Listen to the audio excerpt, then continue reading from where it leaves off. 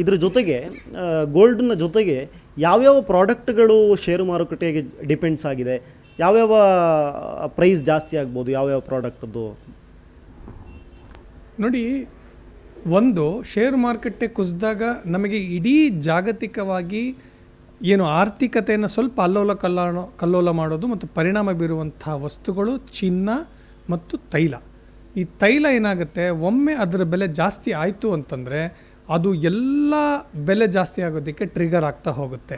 ಯಾಕೆಂತಂದರೆ ಟ್ರಾನ್ಸ್ಪೋರ್ಟೇಷನ್ ಜಾಸ್ತಿ ಆಗಿಬಿಡುತ್ತೆ. ಒಂದು ಯುದ್ಧ ಆಯಿತು ಅಂತಂದರೆ ತೈಲೋತ್ಪಾದನೆ ಮಾಡುವಂತಹ ದೇಶಗಳು ಯುದ್ಧದಲ್ಲಿ ತೊಡಗಿದಾಗ ಏನಾಗುತ್ತೆ, ಅವು ಬೇರೆ ದೇಶಗಳಿಗೆ ತೈಲವನ್ನು ಸರಬರಾಜು ಮಾಡೋದು ನಿಲ್ಲಿಸುತ್ತೆ ಅಥವಾ ಕಷ್ಟ ಆಗುತ್ತೆ.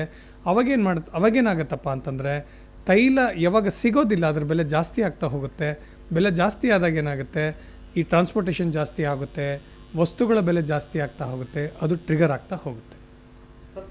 ಕೊನೆಯದಾಗಿ ಸಾಕಷ್ಟು ಸಲ ಹೇಳ್ತೀವಿ, ಈ ಬಂಡವಾಳವನ್ನು ಹೂಡಿಕೆ ಮಾಡುವವರು ಅಥವಾ ಷೇರು ಮಾರುಕಟ್ಟೆಯಲ್ಲಿ ಹೂಡಿಕೆ ಮಾಡುವವರು, ಇವರಿಗೆ ಈ ಷೇರು ಮಾರುಕಟ್ಟೆಯಲ್ಲಿ ಇಳಿಕೆ ಆದಂಥ ಸಂದರ್ಭದಲ್ಲಿ ಒಂದು ರೈಟ್ ಟೈಮ್ ಇನ್ವೆಸ್ಟ್ ಮಾಡೋದಕ್ಕೆ ಅಂತ ಹೇಳ್ತಾರೆ.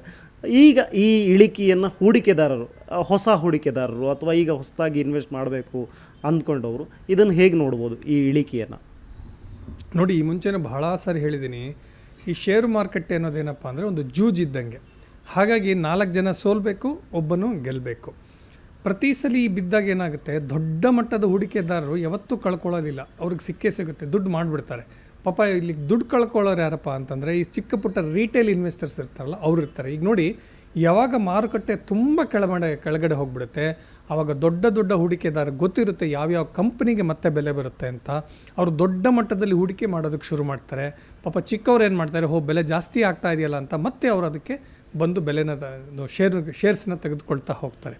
ಹಾಗಾಗಿ ಏನೇ ಇರಲಿ, ನಾವೇನು ಹೇಳೋದಪ್ಪ ಅಂತಂದರೆ ಷೇರು ಮಾರುಕಟ್ಟೆ ಯಾವಾಗ ಬೀಳುತ್ತೆ, that is a right time to invest ಅಂತ ಹೇಳ್ತೀವಿ.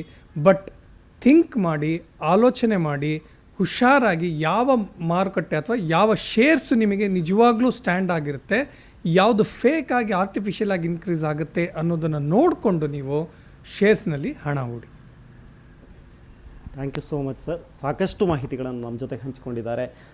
ಇವಿಷ್ಟು ಆರ್ಥಿಕ ತಜ್ಞರಾಗಿರುವಂಥ ವಿಜಯ ರಾಜೇಶ್ ಅವರ ಮಾತುಗಳು. ಕ್ಯಾಮ್ರಾ ಪರ್ಸನ್ ಪ್ರತಾಪ್ ಜೊತೆ ಸ್ವಸ್ತಿ ಕನ್ಯಾಡಿ, ಏಷ್ಯಾನೆಟ್ ಸುವರ್ಣ ನ್ಯೂಸ್, ಬೆಂಗಳೂರು.